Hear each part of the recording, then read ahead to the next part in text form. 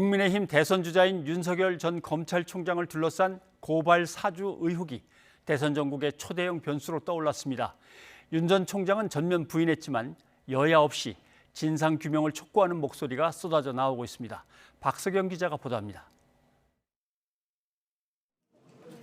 국민의힘 대선 주자인 윤석열 전 검찰총장이 여권 정치인과 기자 고발을 사주했다는 의혹에 대해 직접 입을 열었습니다. 윤 전 총장은 당시 검찰이 보복 인사 탓에 정부에 불리한 사건은 수사도 하지 않았는데 그것도 야당에게 고발을 사주한다는 건 상식에 맞지 않는다고 반박했습니다. 이 정부의 불리한 사건에 대해서는 아예 수사를 진행을 안 해왔어요. 고발한다고 수사를 하겠습니까?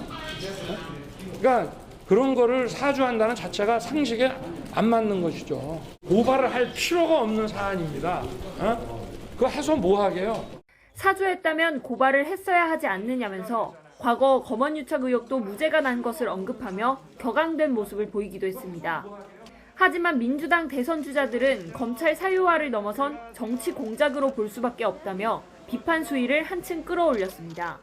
대단히 위험한 정치 공작을 시도했었다는 것이 거의 분명해 보입니다.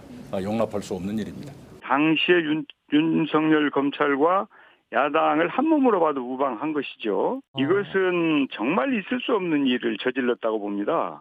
이재명 경기지사도 SNS를 통해 사실이라면 헌법 파괴, 국기 문란이라며 민주개혁 진영의 공동대응을 제안했고 캠프 측도 연일 공세 수위를 끌어올리고 있습니다. 공권력인 검찰의 칼을 검찰총장 개인의 정적을 제거하고 검찰총장의 부인에 대한 검증 보도를 한 기자들의 입을 막기 위해 휘두르려 하고 이를 위해 야당에 손을 뻗쳤다는 얘기입니다. 국민의힘 대선 주자들은 일단 신중한 모습을 보이면서도 사실이라면 윤 전 총장이 몰랐을 수 없고 몰랐다 해도 책임을 피할 수는 없다며 의심을 거두지 않았습니다. 제가 상대하는 당내 후보 중에서 그 사람은 악재만 남아있고 저는 기회만 남아있습니다. 그건 시간이 지내보면 실체가 규명될 겁니다.